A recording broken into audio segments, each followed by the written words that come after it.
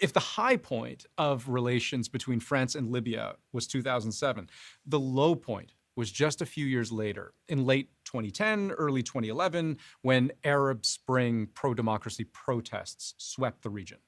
Muammar Gaddafi, the leader who ruled Libya for 4 decades by crushing the opposition, could himself be crushed by a popular uprising. In the eastern city of Benghazi, calls for Muammar Gaddafi to be brought to justice. Perhaps seeing trouble ahead, Sarkozy would turn on Gaddafi, eventually becoming one of the first Western leaders to push effectively for Gaddafi's ouster in March 2011. NATO airstrikes have struck the Libyan president's compound, reportedly killing 3 civilians and wounding dozens more. President Nicolas Sarkozy spearheaded the West's military intervention during the conflict to oust Colonel Muammar Gaddafi.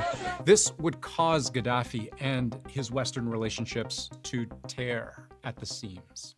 Increasingly paranoid, increasingly convinced that in the wake of the Arab Spring, people were plotting against him, that he had not been given the deals or the treatment that he thought he deserved.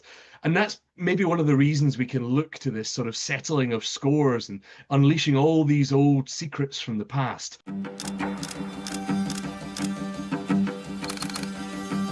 It was between this period of Western pressure on Libya and Gaddafi's ultimate capture and death at the hands of NATO-backed rebels in Libya, Gaddafi would turn on Sarkozy.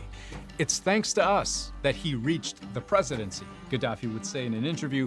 We provided him with the funds that allowed him to win. That was a big moment. So far as I can tell, the first major moment this idea would spread, that a foreign dictatorship had secretly bankrolled a French election. And going way back to 2005, 2006, when Sarkozy was merely a presidential hopeful.